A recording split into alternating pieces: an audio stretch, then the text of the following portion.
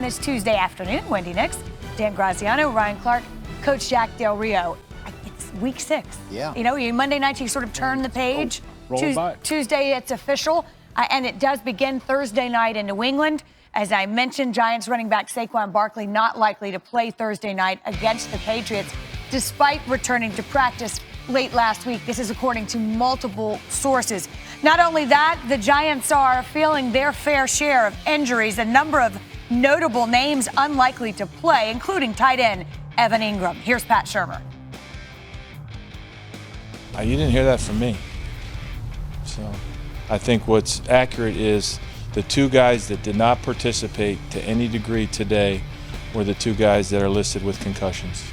So I understand that you're curious about the injuries. I really don't have anything to add other than what's out there. And some of what's out there is not stuff that we put out. So 100%. What's 100%? I've been asked that question a lot.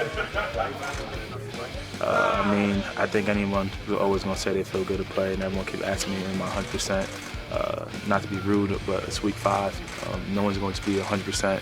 That's NFL. That's what happens with the sport that you play. It's a sport that I love. But for me, my mindset is just every single day, continue to get better, continue to, even when I'm not in, taking those reps, try to help Eli, help Hillman, Austin, all those guys out. So when the opportunity comes for them, that they can be able to execute at a high level too. So that's my main focus, is trying to do what I can to help my team win. I do not know if I'm playing Thursday night. There's no decision yet. I know you guys asked Coach, and I know there's reports out there that I'm unlikely to play, but and they come from my mouth and they come from Coach Shurmur's mouth, so I don't know how that's a story yet.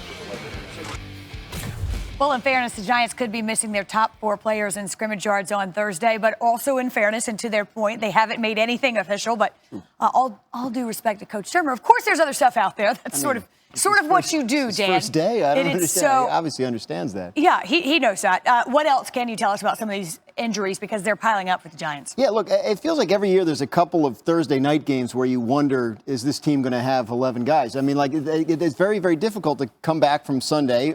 Normal nicks and bruises on a Sunday are not always healed by Thursday where they would be by Sunday. But so Ingram's injury is one that they're watching. Adam Schefter reported that it's possible he wouldn't play. It's possible that if they got to Sunday, they could get him in shape to play, but they don't have that luxury. Sterling Shepard dealing with a concussion for the second time this year, so obviously that changes the protocol, and he's going to have to take a lot of steps to clear that. Wayne Gallman backing up Saquon Barkley, likely to miss with a concussion. And then, of course, Saquon, the big question, can he come back from a high ankle sprain in just 17 days?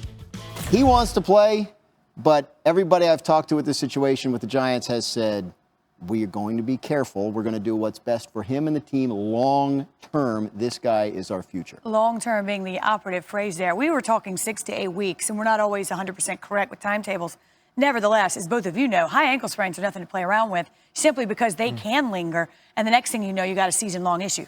Well, absolutely, but looking at Saquon Barkley, I know a lot was made of a similar injury he had at Penn State, and he returned from that in 2 weeks. And so I know Saquon Barkley is saying, I've been through this before, and you've seen me come back and play well. But when you're the New York Giants, you have to understand that he is a huge part of your future. When you take him 2nd overall in the draft, you understand what type of talent that he is, and you will not risk that future to get him to play on a Thursday night in the game against the New England Patriots, where you will already be underdogs and the season is what it is. Be smart, be careful, and he should do the same thing. And Coach, in some regard, protect him from himself. He's a young player. He has done this before, probably feels invincible, but the bottom line is he means a lot to his team. You'll be able to see. Look, if he's got the bounce in his step and he's ready to go, then let's go. But you need to make sure that he is at that point where he can do the things he does to protect himself and to be the productive player. Funny you should use the word protect, because the obvious question here for me when you're talking about the Giants outside of Saquon is, how do you protect Daniel Jones with all those bodies potentially missing? Listen, it's extremely hard, but Daniel Jones has shown the ability to run. He's shown some athleticism in the pocket that we haven't seen from Eli, obviously, and I think that's why Pat Shurmur wanted him to be the quarterback of this team, because he create some things and do some things that the quarterback before him, Eli Manning, Could not. But you have to make sure you get the ball out of his hands, find some type of way to at least be consistent in calling run plays, and make sure that Daniel Jones is not only protected from a physical standpoint, but that you keep him mentally strong and emotionally strong, because we've seen rookies break down early on in their first season. In so many ways, that's exactly what the 49ers did with Jimmy Garoppolo last night. They protected him really almost from play calling. Forget the offensive line. But let's talk about last night.